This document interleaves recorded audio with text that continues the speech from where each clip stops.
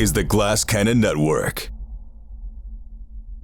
You're having fun with your friends and you're rolling dice. You're playing make-believe and it's really nice. Side quest, side sesh. That's the name of this show. Good evening, everybody. The summer is heating up, and so is Side Quest, Side Sesh. One staple of the summer that no matter how old you get, you hear that music, and just it hits something down, and a part of you can't explain is the music of the ice cream truck. I don't care if you're a child or a grown man. You hear that music, and there's a part of you that just wants to go running to it at top speed. I don't know when's the last time you guys ordered from an ice cream truck, but did you have a go-to as a kid that was your like, give me the Bomb Pop, give me the Spider-Man, Sonic the Hedgehog? What was your go-to ice cream truck order? I'll tell you mine. It was the WWF wrestling bar ice creams, which they have since retired. They brought them back, and they're not the same. They were, I mean, not only I was a fan, so it was cool. It was like, I got the Undertaker, but like it was a delicious ice cream. It had a nice cookie on the front, vanilla in the middle, and a hard chocolate back, and the three flavors mingled together. Delicious. I would kill for one, right? I would murder someone for one of those. Do you guys have a favorite? Does anyone else think we did this before? I believe we've done this before. We've done this exact bit. We've done. I don't think you were I've there, never Jared. done it. I've never done it. So it was new to me, Troy. I only want to know Jared's answer. Let's hear Jared's answer. Yeah. All right. So Jared, you're the new guy in this one. Go ahead. Yeah. For me, it has to have been the Hey Arnold pop, and I would get one of the side characters like Lulu. I've never watched Hey Arnold, and I don't know. I've never used an ice cream truck. You've never used an ice cream truck? No, are you kidding? Strangers in a truck pulling up. You want food? No, I don't think so. Hey kids, you want ice cream? Right. Playing that music, which by the way, Troy, you're like, you run to that. I'm like, all I think about now is just how it's used in horror movies. Like, it's pretty much just used for horror. Mm-hmm. Music luring children to any location is a clear warning sign. I'm just surprised that in 8 years we've only repeated the banter once. Yeah, I had a feeling we repeated this because it would have been the only time in the last 8 years that I would have discussed the bubble play, which I definitely discussed. What was the bubble play? The baseball mitt with the bubble gum? Baseball mitt with the piece of gum, baseball piece of gum in the middle, and it was like each baseball had something different written on it. It'd be like double play, home run, home run. Yeah, your dad sucks. Triple. Yeah, you shouldn't have bought anything from this truck. We're strangers. Run. Yeah, I loved the bubble play, and I'm surprised. Like, I don't see it anymore. I don't think it exists anymore. But it was just bubble gum flavored ice cream. But it was also like it had a texture that was very interesting. It wasn't popsicle. It wasn't ice cream. It was like somewhere in the middle. It was like a gelato kind of vibe to it, but harder. It was weird. Sounds extremely unappetizing. I know it does. Comes but from I really a truck and has a mystery texture. We had an ice cream truck come to the house for my oldest's like the third birthday, I think. Skid, you were there. You guys I was there. Jared, yeah. Jared, you were there, and we thought that would be fun. And I was like, man, the hell's this going to cost? And so like, everybody got an ice cream, and then she was like, that'll be $60. Like, there you go. It was great. It was like the greatest thing ever. Everybody was like, I can have anything I want. Give me the Reese's Pieces cup. Yeah. That was really fun. The one that they have around here. Now there's the regular one that plays that song and has the classics that, drives around from time to time. But now they have the Scream truck out here. The Scream truck, which we've also discussed on an episode of the podcast. Yeah, the Scream truck, which is just, it's ludicrous. Like, it just so far out, like it raises kids' expectations to a preposterous degree compared to what we had as kids. Because that thing pulls up. I mean, you got to pay like $8 for one of these things. It's like $8, and it is like a full-blown like triple layer sundae, and you can't get anything less than that. Like you can get like just ice cream in it, but it's still going to be a half gallon of ice cream. Like it is just huge for these little kids. I don't get it. But we've had it a few times at parties around here, and I'm just like, oh God, they think this is what all ice cream trucks are going to be like. You had it at Caitlin's baby shower. That's right. Caitlin's baby shower had it. That's right. I have a ice cream opinion, and I will not be swayed off of this ice cream opinion. And it is that soft serve places fucking suck. And the good ice cream is the kind that they scoop and has flavors. Do you know what I mean? Actual ice cream, yeah. Fudge ripple, a butter pecan, fucking strawberry, dude.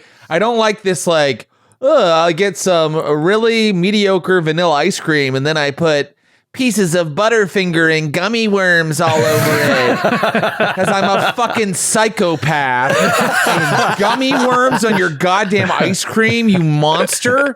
Just like get something that a chef has created for you. Some cookies and cream or something. Yeah, I share that opinion, but I also I love a Dairy Queen Blizzard more than any friend I've ever had. Yeah, same. It seems like a low threshold for you. It's true, but I'm the same way. I'm a true ice cream enthusiast. But over the years, I've started to get introduced to custard. Like Rita's. And there's a place near us that is that middle ground between soft serve and real ice cream, and it's delightful. Yeah, I like it all. I like all of it. I'm not going to turn my nose up at some mint chocolate swirl soft serve. Come on. If it didn't have so many friggin' calories, I would eat a pint of ice cream every single day of my life. Absolutely. I never get tired of it. I just can't do it anymore. Yeah, a gallon. It's really a beauty of like one of life's true beauties. Is A gallon really, at every meal. I would do it. Really shouldn't have dairy at all. It's sort of our bodies. We're supposed to take in dairy when we're babies, and then we're supposed to stop. And as Americans, we're just like, I'll have diarrhea forever. And we'd never stop being babies now. We'd be just babies forever, and it's awesome. That's right. Yeah. There's this online movement that is, that's how you know you can trust it, that is all like, you should drink raw milk, which is illegal in the U.S. You can get it in Costa Rica and mail it to yourself, but it's a legal drink. But their theory is that the pasteurization process is what creates all these problems in our body, and people with eczema, skin conditions, or whatnot. That all this stuff goes away if you just drink raw milk. You know what comes back? You know what comes back when you get maybe you get rid of the eczema and the skin conditions, but you get more death. Yeah, you that's the real drawback of their plan. botulism. It's an either or. Have you guys ever had raw milk straight out of the teat? No, I never have. I mean, as a baby. No, I mean out of a cow's udder. No. Yeah, me either. But was that Schitt's Creek? Was that in Schitt's Creek that he was going to get in the business of illegally moving raw milk around? I think it was Schitt's Creek. Eugene Levy comes up with a scheme to make some cash by moving raw milk. And there's federal agents pulled the truck over, is that raw milk in there? I didn't realize it was a whole thing. The sale and procurement of illegal raw milk. When you say raw milk, you just mean unpasteurized milk, right? Is that that's one and the same? Yeah. Well, their theory is that a reputable dairy farmer, they know the generations of cows. They're very well protected. That the milk is totally fine, but it's not true. You'll die. You'll eventually get very sick and die. I may have just shared something with you on Foundry that you're not supposed to look at, so don't look at it. I was going there immediately. Not looking. Yeah, until I know how not to share it, don't look. Okay. But in the meantime, fun combat last week. That was a lot of fun. You guys mashed, but there was also some danger in that second wave. It kind of felt like, we got this in hand. We took out the fly trap. We had some really cool stuff. I could have swallowed whole and all that shit. Can't do it. Swallow whole is really cool in 2E too. I get to shoot it with my laser eyes. That was fun. I saw that. Laser eyes was fun. Also, you can say that we mashed in that combat, and while we did to some extent. I believe 3 of the 4 of us used our bottle cap, which by the Troy economy is the bottle cap for the entire side quest side session. That's true. So like that's it. I still have mine. Yeah, you still have yours. So like that's it. So I'm down more than half my hit points. Like mash. Yeah. Right, and I got my spell casting taken away, and I was trapped That's in true. really, really thick weeds for a while. No, Entangle had good legs. yeah. that was a big entangle. I thought about opening with sleep, but that's why I wanted to like let you guys place yourselves where you wanted to, because I didn't want to be like, oh, you're all 4 standing there, and lo and behold, I cast sleep perfectly in between you all. But I was like, let's see what happens. I'll give them a round to move around, and then I'll try and catch as many as I can in sleep. And instead, What is the failure condition for sleep? Like, what happens if you fail to save? I think you just fall asleep, and then. And was it's it like a worse standard for action to critical wake fail. you up or something? You fall unconscious. Not standard, but you fall unconscious for a minute. Critical failure, you fall unconscious for an hour, basically. I'm paraphrasing. Can you be roused? Yes, yeah. Any damage you take wakes you up, or an ally can use the interact action to be like, wake up, we're in the middle of a combat. okay, that's cool. Now, while you had the combat in hand, there was still a couple guys left when all of a sudden a voice from the clouds, seemingly, actually no, just somewhere else in the forest, That's a big difference. commanded these crocodile-faced pursuers to stand down because they're extending the hospitality of the Bopanese kingdom to you, these strangers. And the crocodile men backed away, disappeared into the brush just as quickly as they appeared. And then 12 heavily armored, armed guards all walked out and made their presence known, and they almost all are dog-faced. So we'll pick up there, and a female among them, looks like it might be the leader, steps forward, and she actually, her face is much more like an armadillo. She's got like the face of an armadillo. And she steps forward from the group towards you, very close to you, and performs a perfect curtsy and extends a hand in greeting towards you, Karazor. And she says, hail and well met. My name is Thady Yabi Yulunga, but you may call me Thady if you prefer. I am a commander of this unit, the Bopanese Green Watch. Hail and well met. Your friends here really did a number on us. Oh, well, they are no friends of ours. They are just part of the wildlife around here. They are not as civilized as we are. However, you've shown yourself to be quite capable. Perhaps you didn't even need our safety, our assistance to pass safely through these jungles. Nonetheless, it is best not for our noble guests and honored defenders to find themselves trapped in the grim tragedy of unwelcome battle. What brings you to the jungles of Bopan? We are on a singular quest.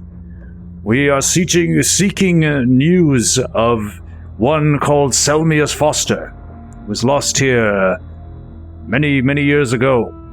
We seek word of his fate. She maybe stiffens a little bit when you say that, and you see some of her men kind of like mutter maybe to each other. Well, interesting. Yes, I do not know of this man, but you are most welcome to join us, and we could take you to the kingdom. I'm sure our sovereign leader would be very interested in meeting with all of you. No! What has just happened is that Velthrexenbob was snuck up on one of the guards and was about to bite into his head, And I had to go, no, and suck him back into my chest. You'll have to forgive our friend. He's a musician.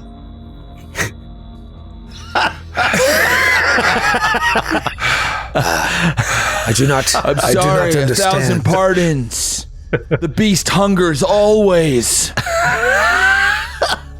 Is he I all was right? thinking this morning, like, when you're trying to write a song on the ship, you get frustrated, throw your mandolin off the side. I was laughing so hard.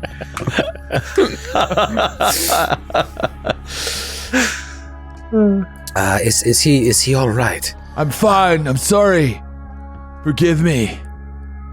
The creature is the scourge of Casimir. Its hunger for flesh never goes away. Beware the dragon Velthrexenbob. All right, I will. We all will. They all nod like, what's he talking about? I think I have it under control for now. Good. I hope I do not offend when I say some of you look a little worse for the wear. The jungle has perhaps been unkind to you. I imagine it was most uncomfortable. If you would accompany the patrol and I to safety, we will take you to Hobadikuza. Our sovereign will want to talk to any strangers, such as yourself, as soon as possible. We only ask that you refrain from acts such as this, any type of spell casting or engaging in any acts that might be considered hostile. We are a peaceful people, but we have no tolerance for provocation of any sort. Is that all right? Oh no, we come in peace. I tried to make that point repeatedly earlier. I don't know if you heard. We have no interest in violence either. We hate it. Hate it with a passion. She looks If at anyone the tries dismembered to- bodies around you. Hey, listen. I mean, sometimes you love peace so much that you just can't control yourself. Violence is a tool of the oppressor. Exactly. And that's why we use it ironically in situations like this. Yeah, I was throwing fire at those people ironically. Yeah. It's okay if it's meant ironically. Yeah. Well, I am sorry that it came to that. The jungle is dangerous for travelers, even a group such as yourself, and some of the more malicious fae that we have here, particularly these Balokos. Those were the creatures that you were just fighting. They attack if they think they can avoid getting caught by our patrols. The jungles have actually grown more dangerous as of late. In my grandmother's day, the fae, they held more respect for their compacts that they have with our society, but things have changed lately. In fact, we of the Green Watch believe that the numbers of fae are growing as of late, particularly the vicious ones. We do not know why, but the fae influence here is becoming quite strange. This, of course, sort of aligns with what the Crystal Ghosts said to you, that there may be some sort of thing that Nikesor is going after here. Maybe it is fae involved. This goes all the way back to the end of Season 1, when you hear that Nikesor is starting to make an alliance with a satyr named Enofex that you had heard rumors of when you were bounding about Carpad. So that fae alliance has been strong for a while. If there's a stronger influence here right now, perhaps there's some connection. Just file that away. Anyways, it is horrible here. Can we go? Please, we are at your disposal. Yes, you are. Come. That was ominous. That was ominous. Yeah. What was that? Why did you do that? We all look at each other. It's weird thing to say in response to that innocuous phrase. Makes one uneasy when you hear that kind of phrase, doesn't it? Yeah. I should adapt it into my repertoire. So you follow the Bopanese Green Watch, and they kind of surround you as you're walking, and they're leading you along. And it feels protective, but it also feels a little claustrophobic, I would imagine. You can't run. There's 12 of them and 4 of you. 5 if you count Felthrex and Bob. No, he's been dismissed, sucked back into my chest where he can't do any damage. 4.5 of you. Yes. Eventually the jungle gives way, and there starts to be a path, an actual path that people have trod over, and that path then broadens to start to allow a clear view of the mouth of a river delta that's formed by these Titanic-sized trees. And there's a small harbor situated among the massive roots of the trees that are coming above the ground. The rock and the wood here seamlessly blend with massive bulbs and flowers that sprout from the trees to form dwellings. So it's a lot more beautiful than what you've seen so far. And you see gigantic cart-wide vines connect these flower and bulb buildings to small houses that are sitting on massive floating leaves that just seem to be held aloft by the wind. It defies any sort of architectural sense.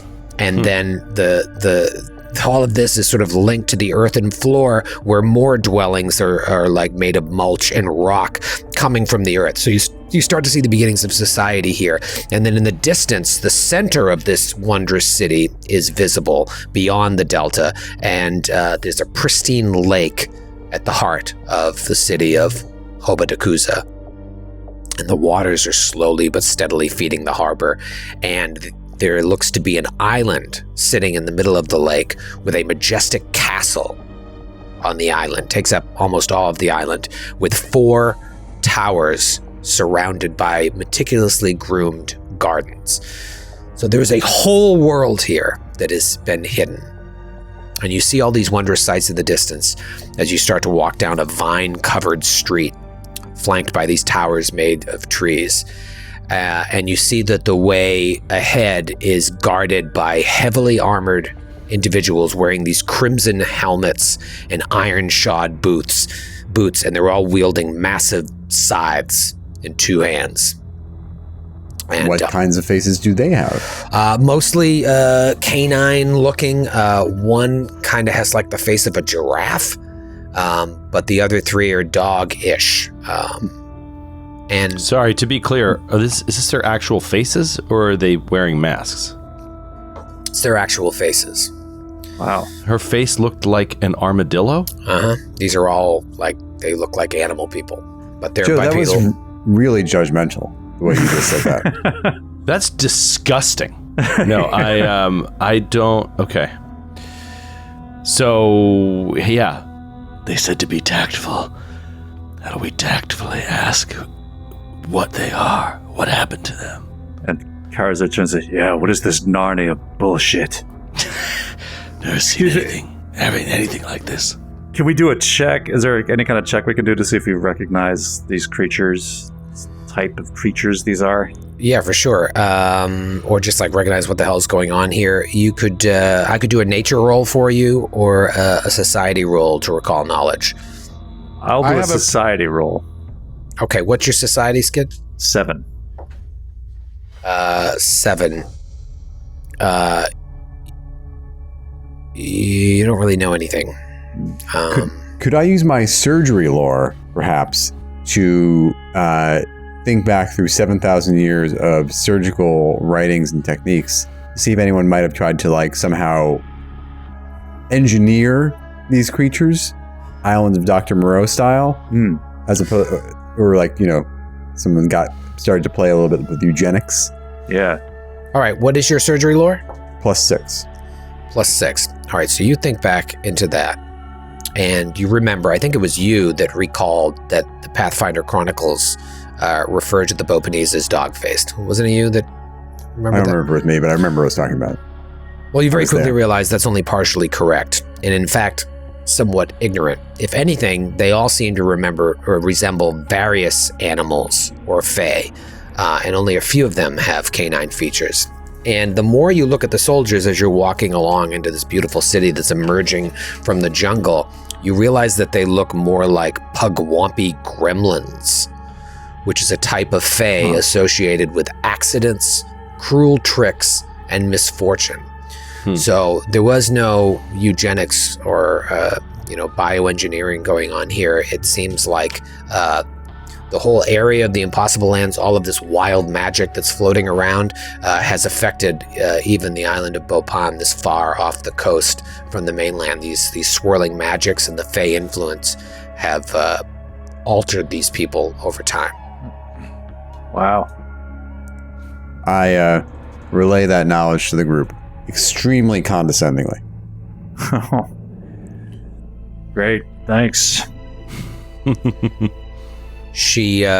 Thady, she walks up to one of these grim sentinels with their scythes, and she says to them, winter brings peace.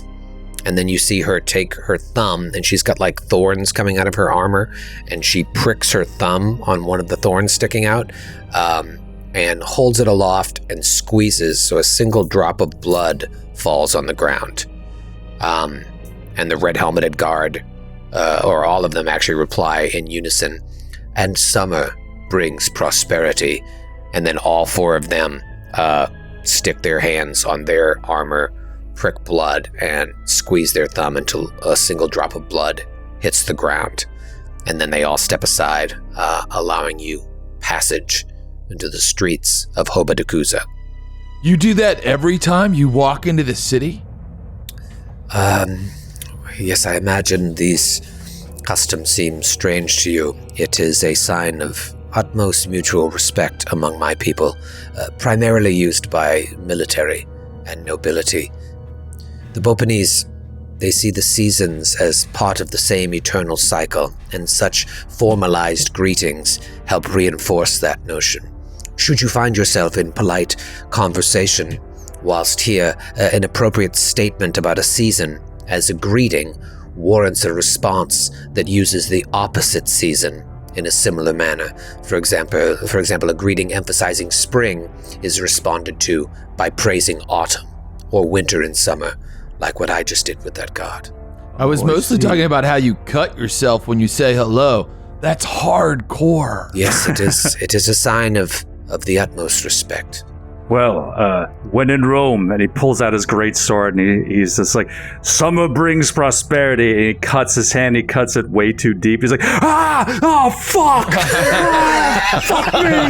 Oh, that fucking hurts! Fuck me! Mother fuck!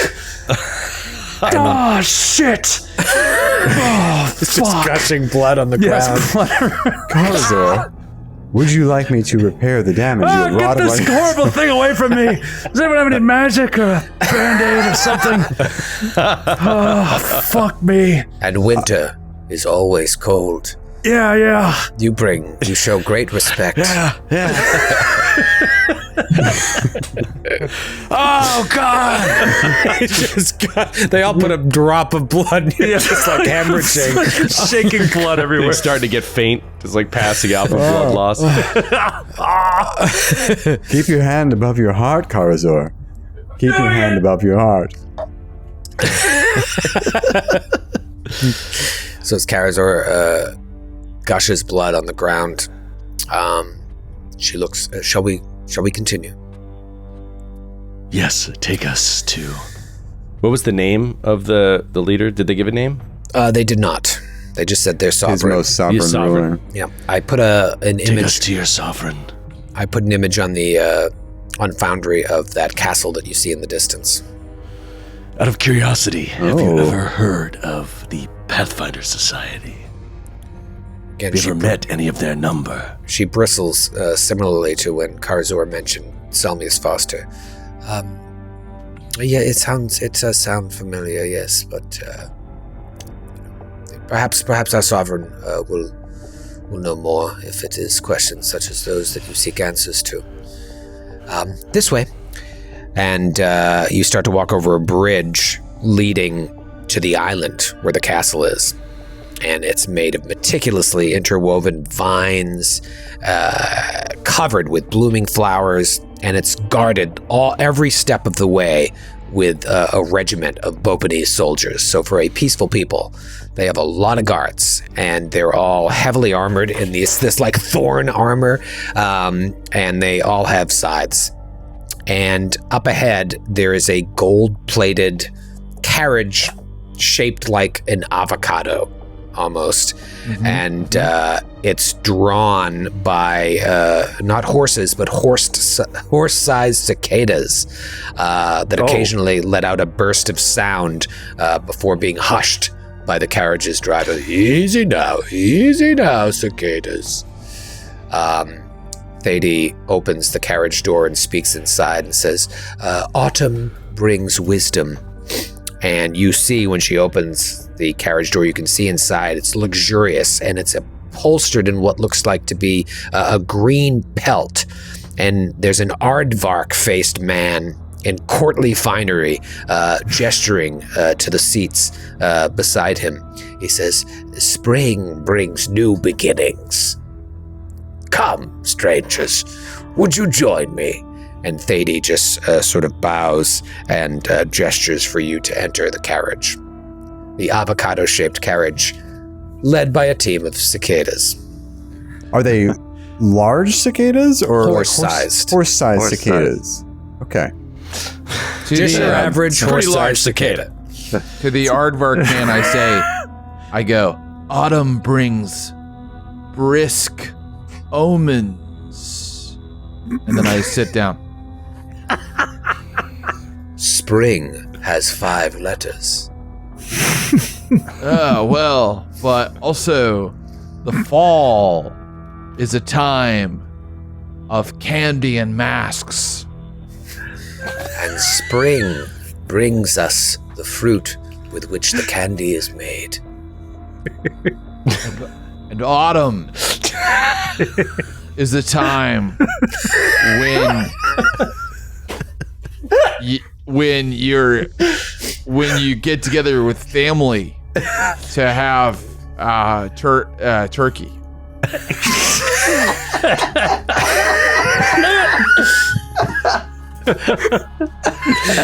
And they go back and forth about 10 times. And Tiny's like, get in the carriage! Everybody get in the carriage! Remember when the dwarf kicked us off the boat? We were like, well, we have, it's been 100 years, like we can wait another week. We'll just wait out the storm. Like, you don't have to get off the boat. Get off the fucking boat. We're just a few hours. Get on the fucking boat! Love society scenarios. You just do what I say, please, right now. Just do it. Just get in the carriage! Just get in the carriage. It doesn't work if you don't do this, all right? Autumn is when you gather with family to eat turkey. It's a time of masks and candy. Masks and All right, so you all get in. And it's very, very strange. Obviously, there's a lot of strange stuff going on. But right when you take a seat inside the carriage, you feel that the green pelt underneath you is like growing from the carriage. And it's like fungal tendrils that are moving in soft waves over you. So it's like memory foam in a way, but it feels like it's pulling you into the carriage. That's a bit The Last of Us. Yeah, it's like it's holding you. But it is. It's very comfortable. You feel safe too. If it got in an accident, it would hold you in. But it's constantly moving like a bunch of little fingers all over your bottom. Wow, nice. It's playing a game of finger bottom with you. And the guy, I have a picture of the armadillo-faced fellow. No, he's not armadillo. He's aardvark. Aardvark. Aardvark. He's like Arthur. I showed you everything, so don't read that. Hello. Wait, do you see him? No, I see the things I'm not supposed to see. Okay, just look at this instead. Oh. Wow.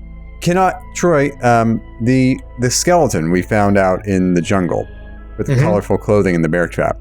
Does that colorful clothing seem reminiscent of the style we were observing in the city? It sure does, Matthew Capodicasa. It's very, very similar. Obviously, it was much faded from the sun, but you see the same finery, maybe not as nice as this guy. And Thady, while captain of that regiment of the Boppanese Green Watch, sort of ceded and bowed to this guy. So there is a hierarchy here. While that garb was not as nice, certainly just as colorful. It's got a headdress and everything, big ears. And he is excited to see you. And he says, "Don't be alarmed by the carriage's fur. It's actually cleaning you. It's removing the mud, blood, and sweat from your journey. As you'll notice, it also provides some basic grooming and adds a fresh mango scent to your attire. Handy, don't you agree?" Yes, it's like Just- riding in the lap of a friendly gorilla. And you get it. I don't approve. Just another way to take jobs from honest, hardworking barbers. The Aardvark looks at you strangely. "Oh dear, I'm forgetting my manners all over my excitement at your arrival. It's just so very rare for us to have visitors from, I'm assuming, far beyond the island shores. My name is Leljeshin. I am one of the stewards of the Eternal Bloom and an advisor to His Majesty, King Webikis. Fourth of his name. You don't remember King his name? King Webikis. Fourth he of his new? name. No, he's fourth of his name. Chosen sovereign of Bopan by the grace of the Four Seasons. How do you choose a sovereign? There is an election. It's a two-party system. That would And- never work. No. Clearly, this is a land of fantasy. The loser is slain. Well, perhaps you found a solution to many long-standing problems of this theoretical system. And what is your position, most honorable pig snout? I am an advisor to His Majesty, King Webikis. Fourth of his name, chosen sovereign of Bopan by the grace of the Four Seasons. Thank you for your carriage tendrils. They are most refreshing, but will we be given an opportunity to rest before meeting King Webikis? I'm pretty strung out. Sadly, no. The king, once he heard of your arrival, demanded that you were brought before him. It's more of a... It's partly a bit of a show, partly for safety reasons. We cannot trust just any outsider, though from what I understand, you come in peace. So you should have nothing to fear. King Webikis is genteel in his manner and will be much excited to talk to you, as I am. Why are you here? Where are you from? And who are you? He points to Balthazar. My name is Balthazar the Mild. Question, are we going to be in this carriage ride for more than 10 minutes? So could I, for example, do a medicine check on myself to get myself a little healing? Sure. It hasn't been 24 hours if that matters, or that's just your battle medicine. That's battle medicine. Yeah, go for it. Okay, I'm gonna do that, and I'm gonna perform risky surgery on myself. In the avocado carriage. Yes, in the avocado carriage. With the seats that massage you and give you a mango scent. Yes, I'm feeling quite relaxed and quite still because I'm sure the ride is very even and yeah. What is the aardvark guy's name? Logeshin. Logeshin. Logeshin. Logeshin. Logeshin? Logeshin. What? Why does everyone have trouble with that? He's riding in the carriage with us? Yeah, it's just Sounds like a fine. bunch And of someone random else is letters driving strung it. together. Yeah, there's a driver who's whipping the Driver's cicadas. whipping the cicadas, and he's in the back talking to us. Marcy! Marcy. I succeed and only deal one hit point of damage to myself with the risky surgery. May I ask what you're doing there? I'm performing risky surgery. Would you like some? No, I'm hale and hearty, though I do appreciate it. You are a formidable bunch. Is it true that you trekked through the entire jungle? Yes, many hours. It was exhausting. Well, His Majesty will be much excited to meet you. We'll be there shortly. Do you ever get a chance to explore your jungle? Oh, no. It is, he stops himself. There is no need to. We have the Green Watch that keeps us safe. Not that we have many problems, but... Safe from what? Says Balthazar as he's got like a pair of long tweezers and he's like operating within his chest. Well, there is much there that is unknown. There are creatures there that we have long-standing accords with, but you can't track them all. Luckily, here in Hobadakusa, everything is safe. As you can see, we are well protected. And the carriage is just going down this bridge, which every step there's a guard. So you have nothing to fear. You are safe from the horrors of the brush. Yes, we seem very well guarded here. Yes, well, there are many, I imagine, from your world who don't even know of us. So it is better to be protected, because not everyone comes in peace, I would imagine. Luckily, we are quite safe here. So how did you know Selmius Foster? I'm sorry? How did you know Selmius Foster? I didn't... I scrutinized his reaction. Yes, that's a name I am familiar with, yes, but we shouldn't speak of such things now. We should speak with the king. Why? It is not my place to discuss matters of state. Are you not a state counselor? I am but an advisor. My position is clear. I am subservient to His Majesty King Wabikis. Fourth of his name. Chosen sovereign by the something. By the grace of chosen sovereign of Bopan, by the grace of the Four Seasons. Have you held this position long? What? Oh, look, we're here. And as the carriage comes to a halt, you realize outside is a massive dance floor. And we'll see you after this break.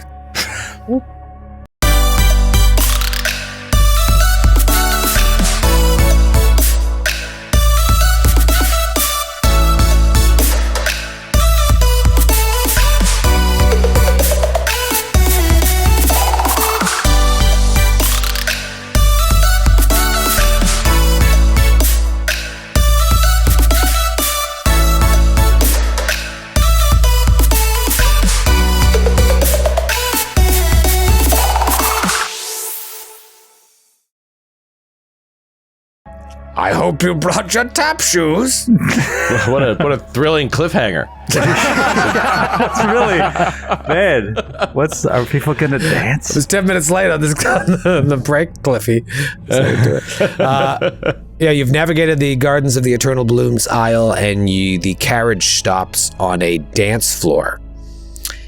And you see... And I sigh heavily and I go, great, they're gonna ask me to play a show. Guys, I know why they brought us here. They probably want me to perform. I'll do it. You should do it. You should do it. You're very good. You are. You're really good when you put your mind to it. I can't wait to hear your new material. Yeah, the ones you were working on the ship, they were good. They were really You should good. probably start with some of the older stuff, though, just to get them warmed up. People like the new stuff. Like, it's a new direction. I know. We all love the new stuff, but a lot of people are tired of the old stuff. They are, but if you just start with the old stuff, and again, it's like, oh, just remind them like how much they love you, and then I think I'm gonna do none of the old stuff. I think I'm just gonna do the stuff that's on the new show. No one likes that. No one wants that. Why are you guys all making that sound? Well, it's up to you. It's your show. It's your show. We're not trying to tell you how to do set list or anything. I've actually composed some things that combine some of the local rhythms of Beaupont. Like world music. Well, they'll exactly. love that. These rhythms have really inspired me to take my music in a new direction. That sounds super exciting, and there's no possible downside to you doing that. So I give up. Just do it. Can't wait for the show. I turn to Logeshin and I go, Okay, but I'm going to need a couple things on my rider. Here's a list. And I quickly scrawl out a bunch of things that I need, including whiskey, whatever they have in terms of cocaine and Galarian. Twizzlers. Yeah. Only green M&Ms. Only green M&Ms. I'll pass this off to the right person. He puts it in the folds of his robe. There is His Majesty. And you see there's like a bunch of people running about the dance floor, like setting up tables and a small stage and like hanging decorations, and standing amongst them all, sort of like overseeing the preparations of this lavish festivity, is a man with a crown and long bat-like ears, dressed in royal finery. And he pulls out a fan to cool himself, and as he does, like powder from his wig flies off, and you immediately recognize him as the guy on the coin. The guy on the coin. And he turns his attention to the carriage as all of you are getting out, and walks over. And as he does, there's like a train of people that stand at like exact lengths away from him, but give him space. And he comes up to you and he says, "Hello, strangers. May I ask your names and your business here in Beauport?" In the summer, we eat grass. But in the winter, the grass dies. Word. Oh. Whoa. That's what he looks like. Look at this guy. Getting some Louis the 14th vibes here. Yes, sir. Yeah. Big time A lot of- Louis the 14th A lot of vibes. Louis Look at those. Captors. Look at those shapely calves. Yeah, he's got blue lines on his face, bat-like ears, and a big puffy wig. Very ostentatious. But Balthazar presents him with the traditional greeting. What do the rest of you do? I would like to can I do a society check to make the best possible impression in this circumstance? Absolutely. What is your society again? 7.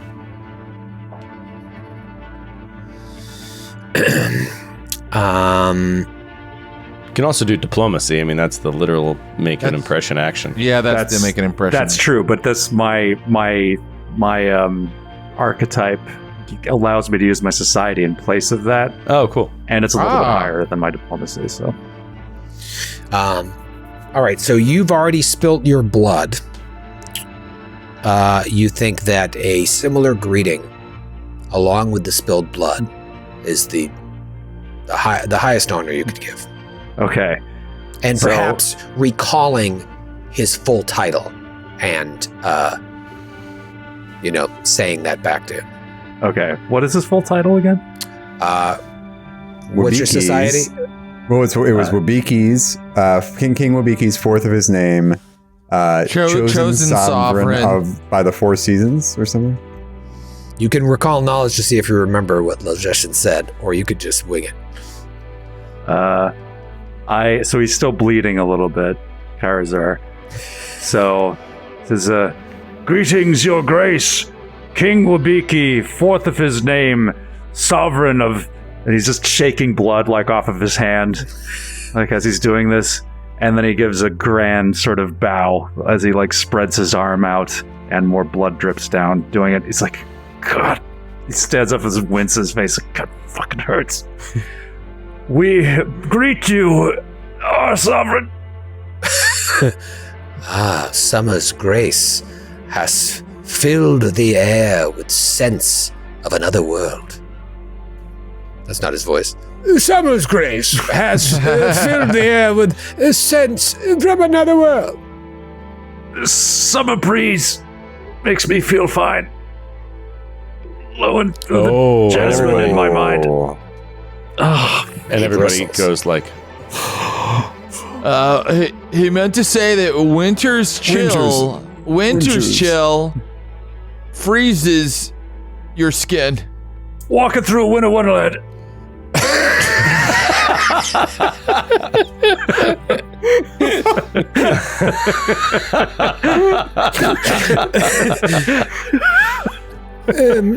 Your names and your business here in Bhopal. It is not every day that strangers emerge from the jungle, dressed as you and armed in such a way.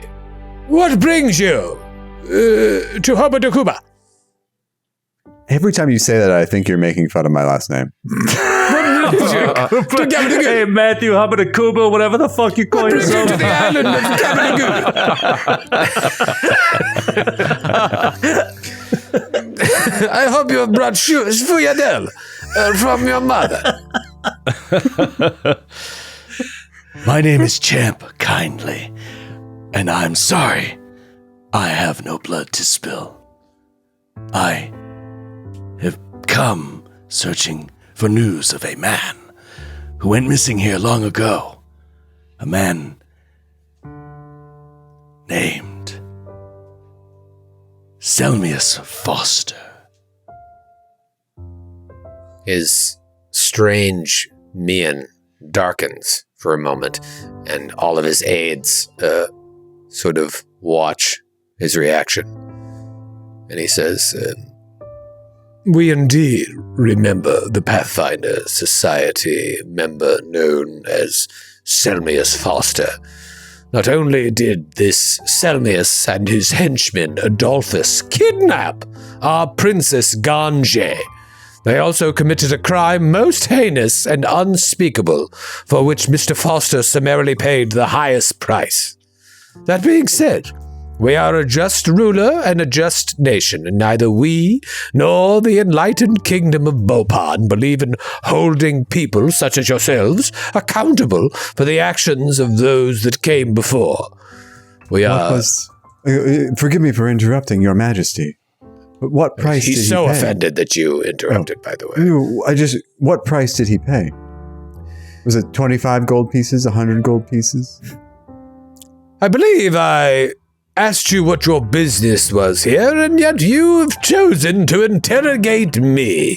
Is this how manners are conducted from wherever it is you are from, a place which I still am not aware of, for you refuse to tell me your names and business? Rufus will come forward and try a diplomacy roll to get things under control. He'll say, "Forgive the ignorance and churlish manners of my companions." Oh, I great. literally gave you my name and my purpose here. That's what just happened. I thought that covered it, everybody, but sorry. Your purpose is just to find out about this man? Yes, we seek news of this man. And, well, after that, we didn't know what to expect. If it is people we find, then we wish to open negotiations for trade. You guys, we could have waited till they gave us food and a room before we immediately. Oh, yeah. We're like, should have held out. Where is he? He asked our purpose. We're Take him literally hostage. standing on the steps. And we're like, let's get down to brass tacks. Where is he? It's like What Pizarro. do you want to try and calm the situation down, Rufus? I think it's too late. Yes. And I think Rufus himself he tried. He was like, please forgive the ignorant and loutish manners of my companions. But you guys have soldiered onward, so I guess we're all... It is unfair of us, I suppose, to expect outsiders such as yourselves to understand. Only one amongst you has even spilled their blood, let alone knows how our greetings work. I do not have time for such frivolity at the moment. We are in the middle of preparations for an event which I will invite you to. Tomorrow evening, Bhopal will be celebrating the annual Masquerade of Seasons. And despite your, despite the way you have carried yourselves thus far in the conversation, I cordially invite you, by the grace of the Bobanese people, to participate in our most sacred custom. while you are here. Steward Leljeshin will be responsible for you while you are our guests. Please kindly refrain from leaving his side when you are not in your chambers, for we shall house you as well as long as you are guests here to the open haze. We understand that you most likely would not want to be disarmed in an unfamiliar place, and that is fine. Consider this a courtesy and an extension of our trust. Proper attire for the masquerade will be provided by our light weavers. You are hereby dismissed. And he walks back to his group, and his group immediately goes around him and walks away with him to go back to the preparations for the masquerade of seasons. His bejeweled hand waves. And Lajeshin is like, you did terrible. Come, let's go away from here. And he kind of brings you over to a lounging area. I do apologize. There's really nothing I could have warned you about. The king is he's noticeably nervous. The Masquerade of Seasons is an annual event that is very important here in Bopan, and he wants to make sure everything goes well. But he's invited you, which is the highest of honor. So you must not have offended him too much. In the meantime, you are welcome to stay here. It seems as if you are looking for information. It is not my place to offer you those answers, but here, mingle about, and perhaps some of these people who are not the king will be able to provide you with more knowledge. But as the king said, Selmius was executed for his crimes. But again, far be it from me. Here. And he brings you over to a lounge, and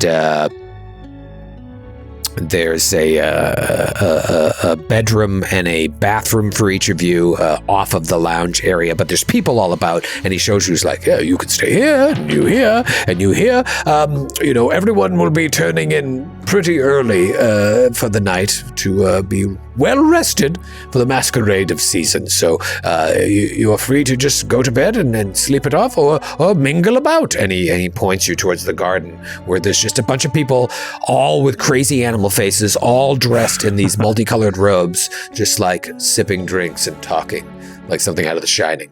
This is so weird. This is like Lewis Carroll's The Shining or something. Yes. But you are free to roam about Hobadakupa. Capodicasa. Great. Cool. Thank you. Thank you. So they killed him. They killed him. I thought he said the highest price. I thought it was going to be something like 50 gold pieces, 35. Oh, there are even higher prices than 23.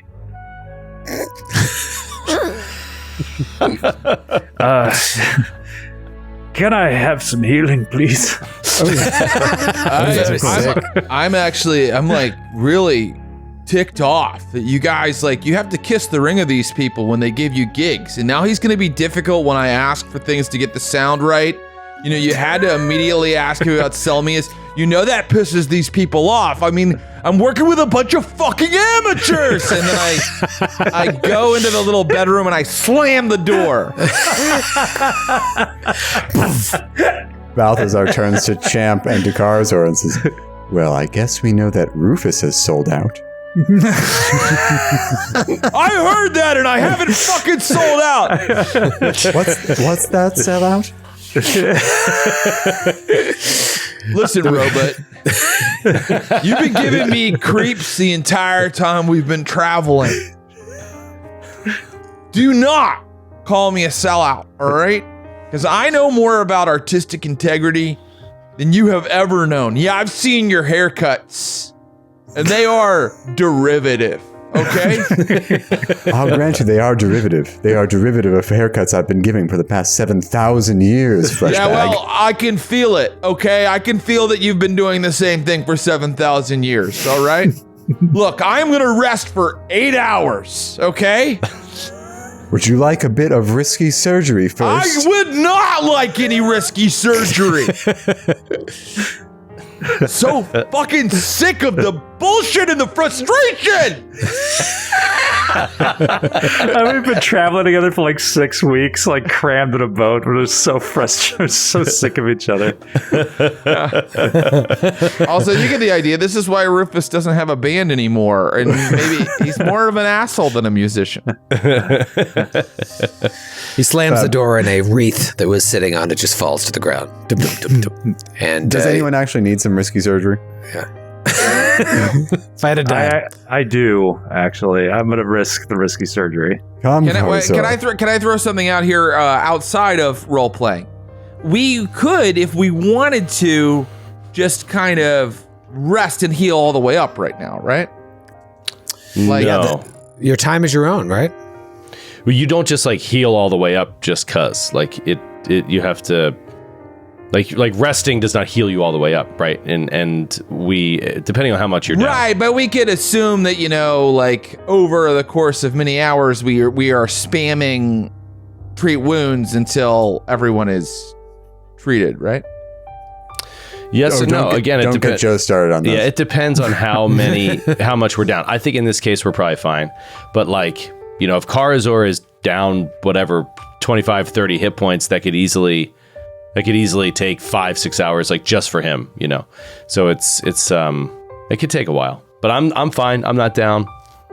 I'm not sure where Rufus is. I just want to get rid of my drained condition. I mean, other than that, I'm down, but it's not like I told you. It's like I'm down like 10 points or something. Yeah, so it'll be fine. Yes, we can assume. I would think after a night's rest that we're pretty in good shape.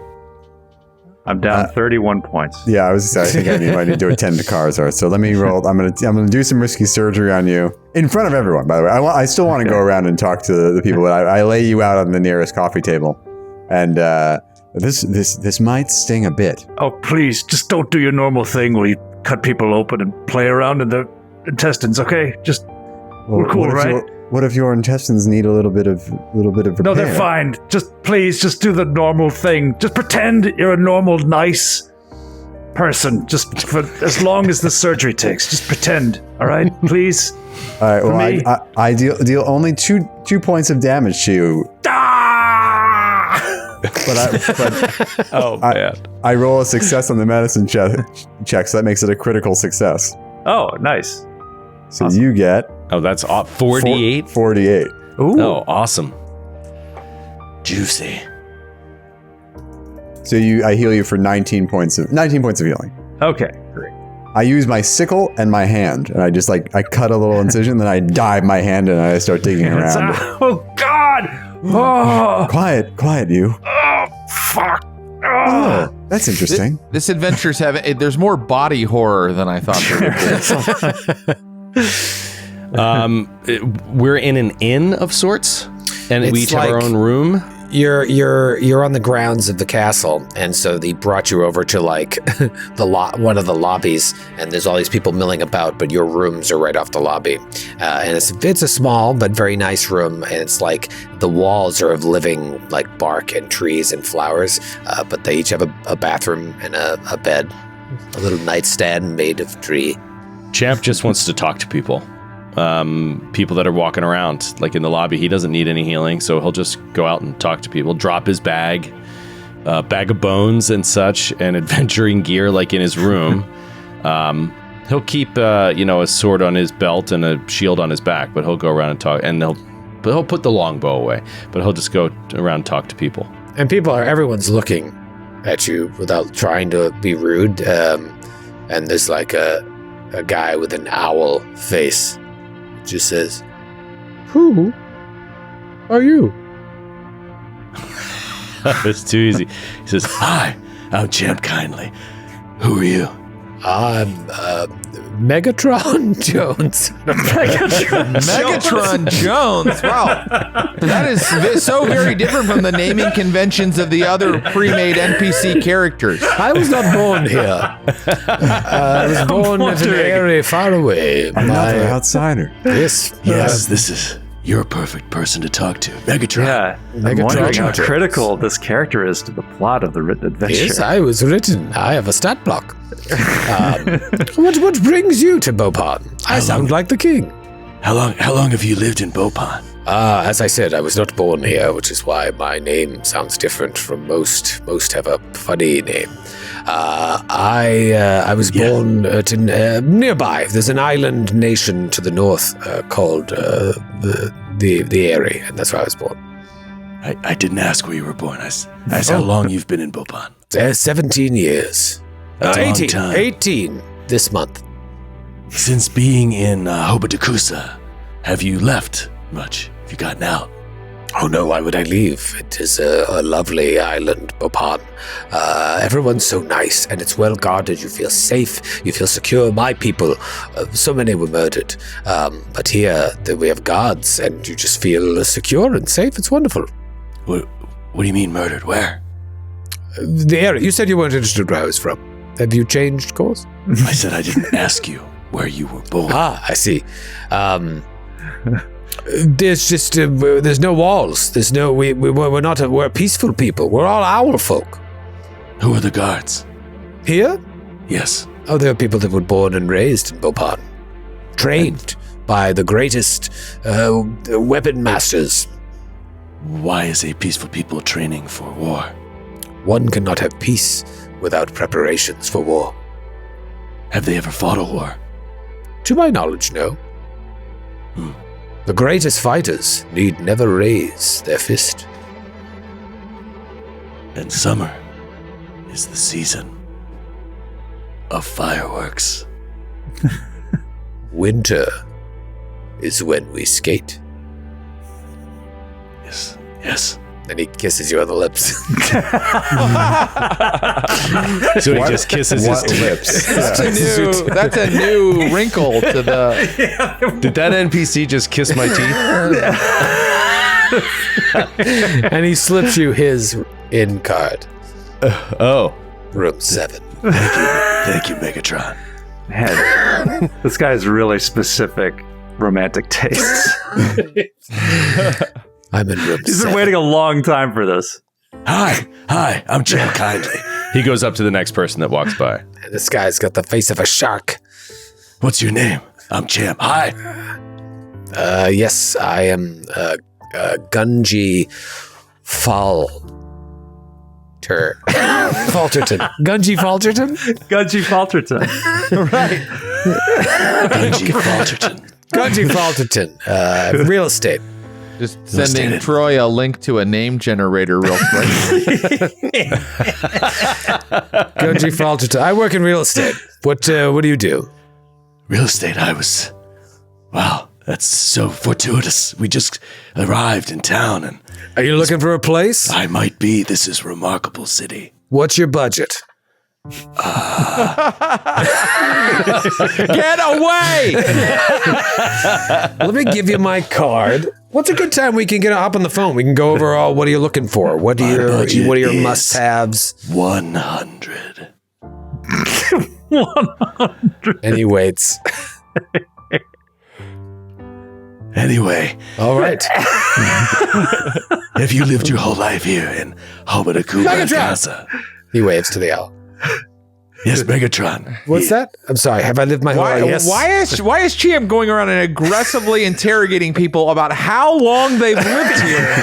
Because I just I'm want not mentioning the reason we're here. because I just want one more corroboration to just like really start to confirm that no one ever leaves. Because like the skeleton we found seems like someone tried to escape and like died, basically. Like that's sort of the vibe that I'm getting. So he's just like, so to Gunji, he's just like, so did you ever get out? Did you ever explore the jungle? We just came through it. Oh, why would I go to the jungle? The place is horrible. I've got a nice little pied-à-terre uptown. Do you travel off the island at all, like by boat to see other cities? No, why would I do that? Bopan has everything anyone could ever want. And it's so far to go anywhere else. And I don't know anything outside of this island. It would really be foolish. Sounds like you're just talking to Troy now. Yeah. This is Why would I ever leave this island? Why do I live in my basement? all Actually, of his I've been out in NPCs' weeks. opinions match Troy's exactly. That's strange. Yeah, I can see why. I'm going to think about getting a place here. Thank you. All right, well, here's my card. And listen, we should talk. And he just, not knowing the custom, just slowly puts his teeth forward. What are you doing? Sorry. Stick it in between his teeth. Can I have my card back?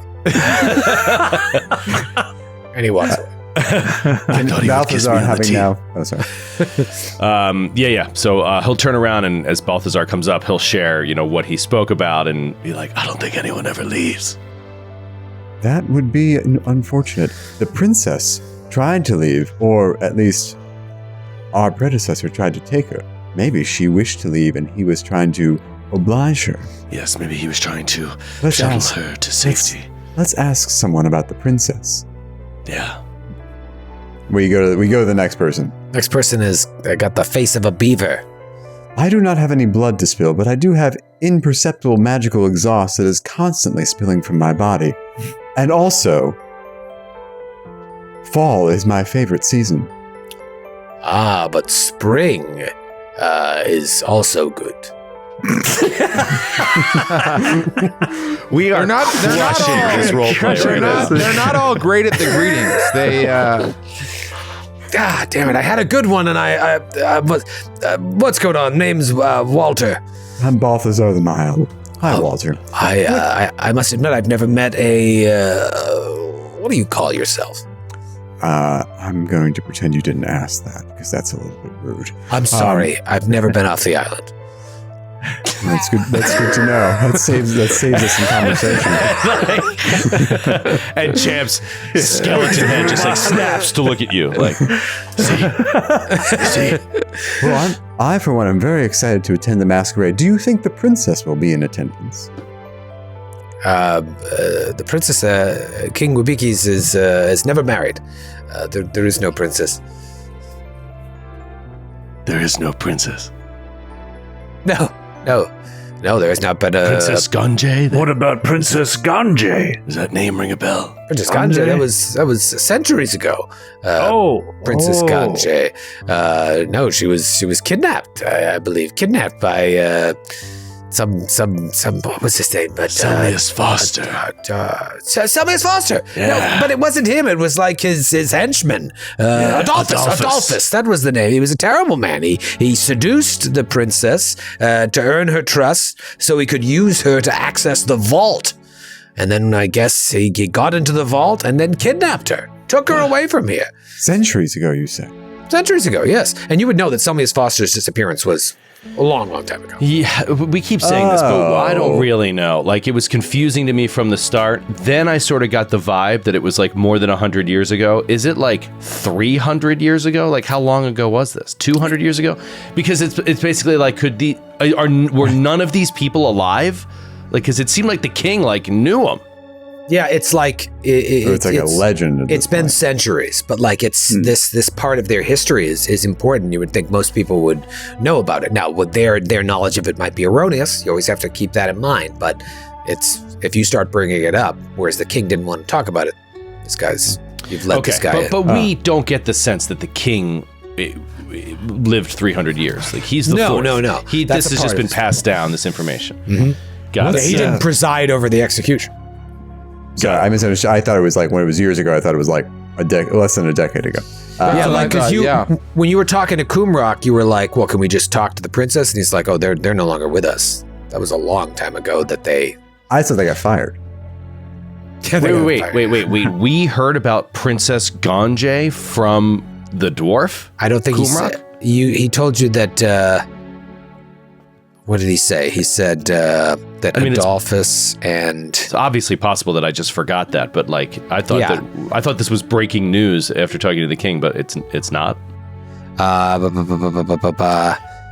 But we do know that Adolphus escaped. You know that Adolphus and his wife Ganjay founded a Pathfinder lodge in Quantium. Oh, so now okay. you're putting All the right. pieces together. Got that this Ganjay was a native. Was a native to Bopan, and he kidnapped her and seduced her to get into some vault. Tell me more about the vault. What? There's a vault? The vault. And he gets pulled. It's like, oh, I'm sorry, I have to talk to this guy, and he just goes up to a tiger face guy. Tim. Walter and Tim. Walter and Tim, thick as thieves. Thick as thieves they Follow are. them. We joined that conversation. A skeleton and an automaton just kind of like creepily don't read the room and join. Hi, Tim. I've heard so much about you. Sorry, Tim. These are. I was just talking I to like these your guys. tiger face. Listen, I have actually have to. It's nice to meet you, but I have to catch up with Tim. We have some. He's having some problems at home, and Is it problems with the vault? no, that's. I'm sorry. This is Tim, this I is am borderline rude. I am a rather gifted barber, and I might be able to help you with some risky surgery. It's not. No, You really no are so rude. No one's sick. It's my wife's sister. It's a whole thing, and Walter's. I'm sorry. Your wife's sister. I have to talk to Tim. What's her name? I have to. Please. Would a Please leave us. haircut help? Please leave us alone. Please. We were interested in you in first, and now we're uncomfortable. It's gone from an owl kissing you on the teeth to them being like, please leave us alone. You're get out rude of and here." weird. In the space of like just a couple minutes. We need to find out about that vault, and then we have to break into it. Yes. Wait, why are we breaking into the vault now? Because anyone that ever goes inside anywhere that has a vault needs to get into it because it has amazing, unimaginable power. And he's just literally thinking about like he would always hear about the vault like in his tomb, but he never knew what was in there, and everyone was always trying to get there. So he imagines that any vault it holds great power that everyone wants. It's possible that the vault contains an automaton, and it's possible that that automaton is my erstwhile lover, Jeremy. We'd have a big wedding. We could have a wedding. 7,000 years in the making. That's a great story. Hey, I've been looking for Jeremy for some time. a snake is overhearing your conversation. Snake-faced guy comes over. He looks trustworthy. Hey, you guys talking about the vault? Yes, hi, I'm Champ. Montgomery Pip. Hello, hello, Mr. Pip. What do you assholes want to know about the vault? Well, we just heard about it, and it sounded really neat. It was the source of some great controversy in the past with Adolphus and Princess Conje. It sounded like a great story, but Walter had to go. It's something about Tim's wife's friend, sister, His wife's sister. his sister-in-law. Do you I know don't her think- name? What's her name? We never got her name. I'm not gonna lie. I have no idea what you're talking about. We don't all know each other here. You don't know There's like Tim? 70 Tim? of us. No. All I know is that somebody told me there's an owl that's trying to kiss people on the teeth. But beyond that, I don't know the name of every person here. Okay. The vault. But you know the name of the vault. Yeah, What's there was what's its name? The vault doesn't have a name. It's the Royal Vault. Oh, the Royal Vault. Yeah, and Do they have an automaton? Could you get us in? I don't think you know how this works. There were some outsiders long ago, as the history tells it. Pathfinder, I think his name was. Sedgeway Finn. Selwan Selmius Fudge. Foster. Selmius Foster. Sure doesn't Selwan Fudge? Samsonite. Selmius Foster. Well, he tried to enter the Royal Vault, but only people of royal blood are allowed to enter. But he got in. And so, I think that the way the legend has it is that he brought powerful dark magic with him to our island in order to get in the vault. Perhaps from our legendary enemy, the Fae. Seems like tensions are high between you and the Fae. Still. You want to know why? Why? the Thorned Monarch. What is that? We'll see you next week. Dude, that sounded like a juicy clue, like moving shit in the right direction. Don't mess with Montgomery Pip. Dude, I like Montgomery. This snake face dude is the most honest guy we've met. It's a straight know. shooter. Finally, a snake. The last one you expect. That was awesome. Yes! The Thorned King. Monarch. The Thorned Monarch.